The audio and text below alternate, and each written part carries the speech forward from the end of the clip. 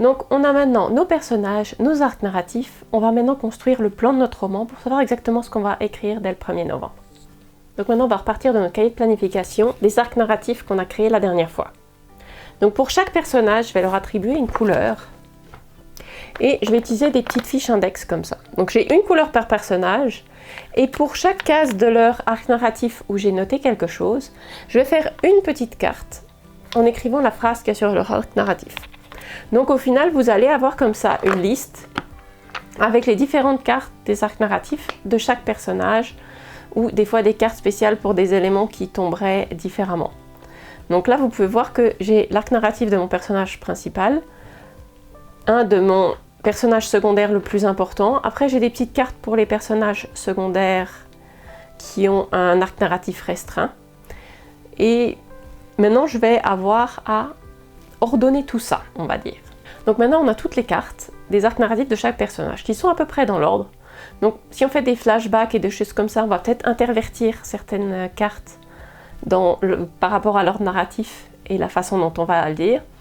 Et maintenant, on va organiser les scènes pour qu'elles soient dans l'ordre le plus intéressant, qui nous amène du suspense ou qui rende l'intrigue plus intéressante. Parce que des fois, voir le point de vue d'un autre personnage avant celui du personnage principal, ça apporte quelque chose. Donc aujourd'hui, à partir de toutes ces cartes, on va les ordonner pour rendre l'histoire le plus intéressante possible avec le matériel qu'on a déjà.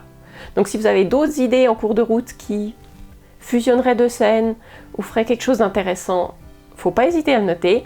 Mais aujourd'hui, c'est vraiment ordonner tout ce qu'on a sur les arcs narratifs des différents personnages. Donc vous voyez que là maintenant, on arrive à la fin où j'ai toutes les cartes qui se mélangent, donc on voit les différentes couleurs en fonction des arcs narratifs. Et ça va être la trame de mon roman. Donc une fois que j'ai fait cette liste-là, je vais numéroter les cartes pour justement plus perdre mon ordre.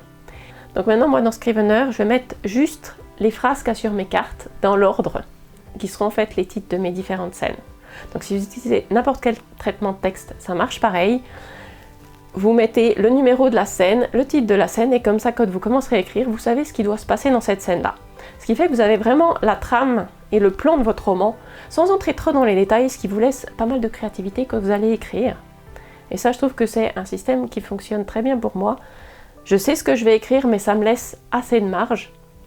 Et en cours d'écriture, vous pouvez toujours modifier des choses.